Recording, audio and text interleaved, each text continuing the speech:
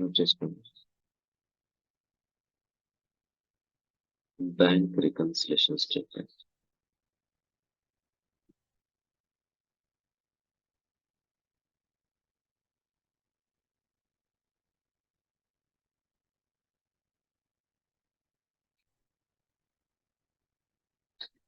So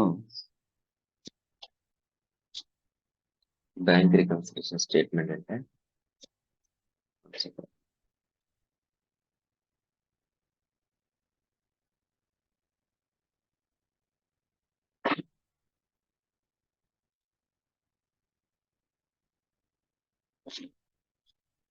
normal గా reconciliation ఎప్పుడు చేస్తామంటే, ఫస్ట్ ఆఫ్ ఆల్ రికన్సిలేషన్ అంటే ఏంటంటే, సో ఏమైనా మిస్టేక్స్ ఉన్నా, ఓకే, ఏమైనా ఎంట్రీస్ మనం రాంగ్ గా పోస్టింగ్ చేసినాం, ఓకే, సో ఇలాంటి టైంలో ఏం చేస్తాం అంటే రికన్సిలేషన్ చేస్తాం, అంటే ఫర్ ఫైండింగ్ ద మిస్టేక్స్ అనమాట.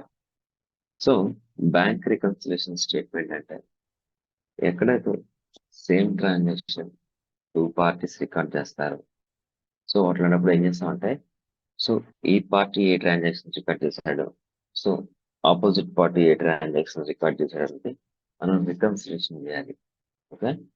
సో ఇక్కడ బ్యాంక్ రికన్సిలేషన్ అంటే ఏంటంటే, మనకి ఇక్కడ టూ థింగ్స్ ఉంది. మనం నార్మల్ గా ఎప్పుడైతే బ్యాంక్ అకౌంట్ ఎఫెక్ట్ అయిందో, మనం నార్మల్ గా అంటే ఏదైనా ఒక ట్రాన్సాక్షన్స్ ని బ్యాంక్ జిఎల్లో అంటే బ్యాంక్ బుక్ లో ఏదైతే ట్రాన్సాక్షన్స్ రికార్డ్ చేశామో, సేమ్ ట్రాన్సాక్షన్స్ అనేవాడు సేమ్ ట్రాన్సాక్షన్స్ ని బ్యాంకర్ కూడా రికార్డ్ చేస్తాడు. అంటే ఫర్ ఎగ్జాంపుల్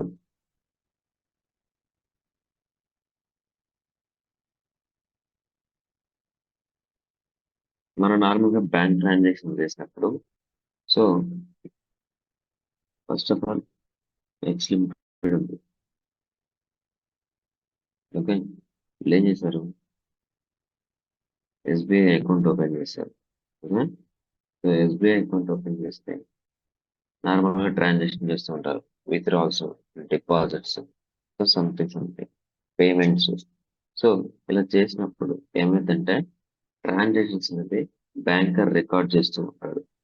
సో మీరు చూసే ఉంటారు, so amount has been debited from so account, అలాగే so amount has been credited అని వస్తుంది. సో ఈ ట్రాన్సాక్షన్స్ మీకు అప్పుడు అలా మెసేజ్ ఎందుకు వస్తుంది అంటే, ఆ ట్రాన్సాక్షన్ ని బ్యాంకర్ రికార్డ్ చేసినప్పుడు మీకు ఆ నోటిఫికేషన్ వస్తూ ఉంటుంది. అంటే మీ ట్రాన్సాక్షన్స్ ఫర్ ఎగ్జాంపుల్ 10,000 డిపాజిట్ చేశారు, 10,000 డిపాజిట్ చేయగానే మీ అకౌంట్ లో క్రియేట్ అయిపోతుంది, ఓకే. అలాగే ఒక 5,000 విత్డ్రా చేశారు, విత్డ్రా చేయగానే మీ బ్యాంక్ అకౌంట్ లో 5,000 డెబిట్ అయిపోతుంది, ఓకే. ఇది ఎస్బీఐ బ్యాంక్ అకౌంట్. ఈ ఎస్బీఐ బ్యాంక్ అకౌంట్ లో మీరు ఎప్పుడైతే ట్రాన్సాక్షన్ చేశారో, సో ఆ ట్రాన్సాక్షన్స్ ని బ్యాంకర్ అనేవాడు రికార్డ్ చేసినప్పుడు మీకు నోటిఫికేషన్ వస్తుంది, ఓకే. ఏదైతే మీరు ఒకవేళ బ్యాంక్ వెళ్ళి బ్యాంక్ స్టేట్మెంట్ కంప్లీట్ గా మీరు తీసుకుంటే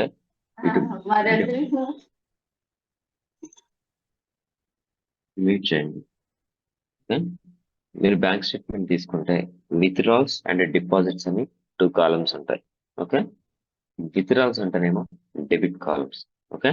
అంటే ఆ ట్రాన్సాక్షన్స్ ని ఏదైతే మీరు బ్యాంక్ ట్రాన్సాక్షన్ చేశారో ఆ విత్డ్రాల్స్ కాలం ఏంటంటే డెబిట్ చేసినట్టు, ఓకే. అలాగే ఏదైతే మీకు డిపాజిట్స్ అని ఉంటాయో